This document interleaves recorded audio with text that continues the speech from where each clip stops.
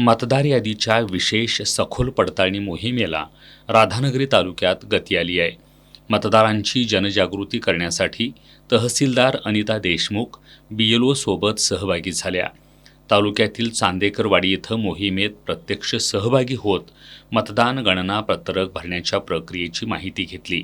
नागरिकांना विहित नमुन्यात पत्रक भरून त्यावर सही किंवा अंगठ्याचा ठसा देऊन ते BLOंकडे जमा करण्याबाबत त्यांनी मार्गदर्शन केलं. निवडणूक आयोगाने जे मतदारांना फॉर्म दिलेले आहेत ते तुम्ही भरून द्यायचे आहेत. याची सगळी माहिती जी आहे ती BLO जवळ आहे, ती बरोबर आहे का हे तुम्ही सांगायचं आहे आणि त्या फॉर्मवरती सही आणि अंगठा, सही किंवा अंगठा तुम्हाला करायचा आहे. जर हे फॉर्म तुम्ही भरून दिले नाहीत तर तुमचे मतदार यादीतील नाव कमी होणार आहे. त्याच्यामुळे सर्व राधानगरी तालुक्यातील मतदारांना मी आवाहन करते की BLO तुमच्या घरोघरी येणारच आहेत, पण तुम्ही देखील सगळ्या BLO संपर्क साधायचा आहे आणि हे इन्युमरेशन फॉर्म जे आहेत ते भरवून द्यायचे आहेत. त्याचा कालावधी अतिशय कमी आहे. 30 जुलैपर्यंतच BLOना घरोघरी येणार आहेत.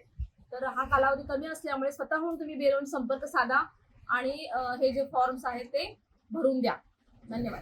BLOना मृत आणि स्थलांतरित मतदारांची नावं वगळणं, नाव, पत्ता, वय आदी तपशिलांतील त्रुटी दुरुस्त करणं तसंच दुबार नोंदी कामी करण्यासाठी दक्षतेनं काम करण्याच्या सूचना दिल्या. प्रत्येक पात्र मतदाराची अचूक नोंद होणं ही लोकशाही प्रक्रियेसाठी अत्यंत महत्त्वाची बाब असल्याचं त्यांनी स्पष्ट केलं.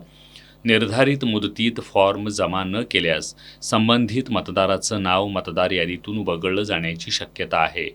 त्यामुळं तालुक्यातील सर्व पात्र मतदारांनी ही मोहीम गांभीर्यानं घेत 29 जुलैपूर्वी आपले अर्ज भरून संबंधित BLOंकडे जमा करावेत.